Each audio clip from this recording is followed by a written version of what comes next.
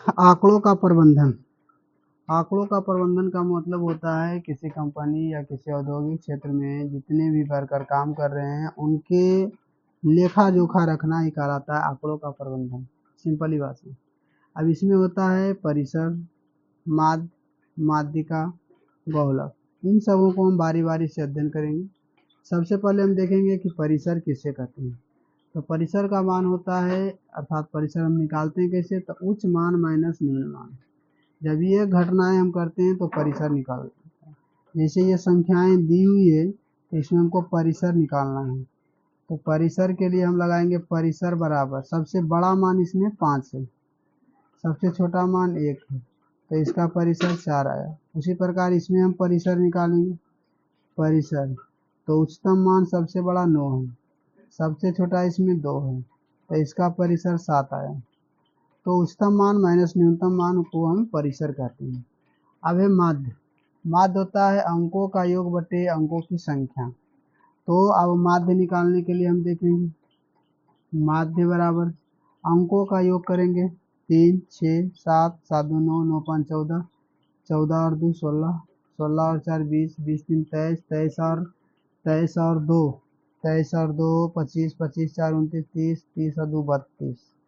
संख्या कितना 1 2 3 4 5 6 7 8 9 10 11 12 13, 13 से भागा देंगे, ये माध्य हो गया। अब भागा देके 2 दशमलव कुछ आएगा, तो यहाँ 13 दूनी 26, 13 से भागा देंगे 32 में, 13 दूनी 26, यहाँ 6 जीरो, 13 चौका 52, यानी 2.4 कुछ आएगा, 52 8 जीरो यानी 6 आएगा लगभग में।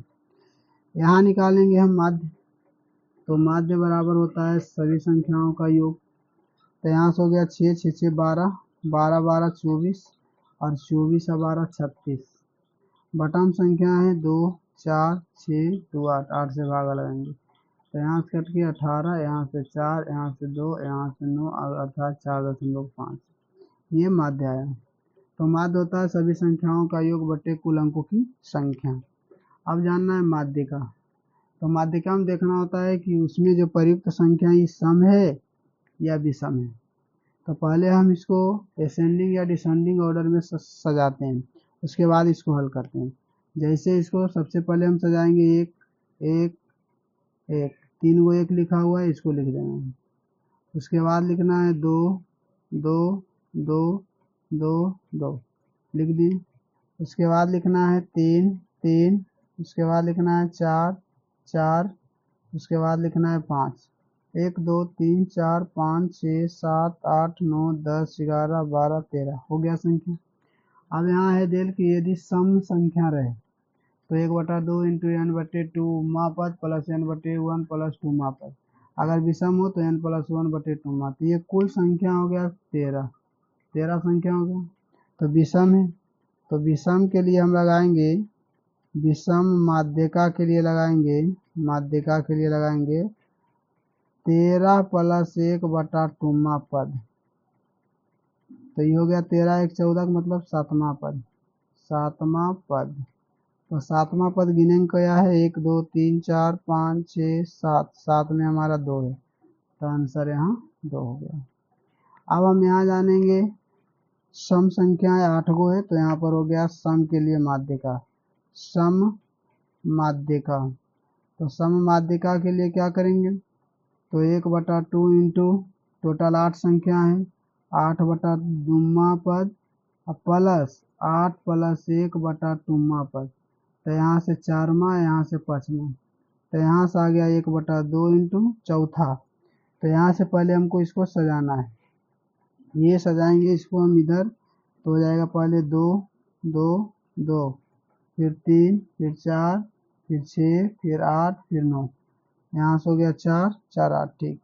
अब यहाँ से हो गया चौथा और 5वां पद, तो यहाँ से चौथा और 5वां पद ये आ गया 3 प्लस 4 यानी 4 3 7, 7/2 के मतलब 3.5। इस प्रकार माध्य निकालते हैं सम का, इस प्रकार निकालते हैं विषम का। अब जानेंगे बहुलक। बहुलक तो कह रहा है दी गई संख्या में जो संख्या अधिक बार आए वह बहुलक कहलाता है।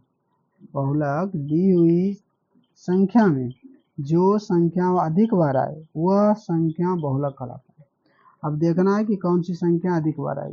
1 3 बार आया, 2 5 बार आया, 3 2 बार आया, 4 2 बार आया, 5 1 बार आया। तो यहाँ सबसे ज्यादा जो बार आया है वो 2 आया। 2 कितना बार आया? 5 आया। तो 5 हमारा आंसर है, यहाँ से 2 आंसर होगा। तो बहुलक बराबर हमारा आंसर होगा जो संख्या ज्यादा बार आया। तो संख्या ज्यादा बार आया 2, तो हमारा आंसर यहाँ 2। यहाँ देखेंगे बहुलक, तो यहाँ भी देखना है जो संख्या ज्यादा बार आया हो वही बहुलक होगा। तो यहाँ 2 3 बार आया है, ये सब 1 1 बार आया है, तो हमारा यहाँ से भी आंसर आएगा 2। तो बहुलक इस प्रकार हम ज्ञात करते हैं। तो इस प्रकार आंकड़ों का प्रबंधन किया जाता है।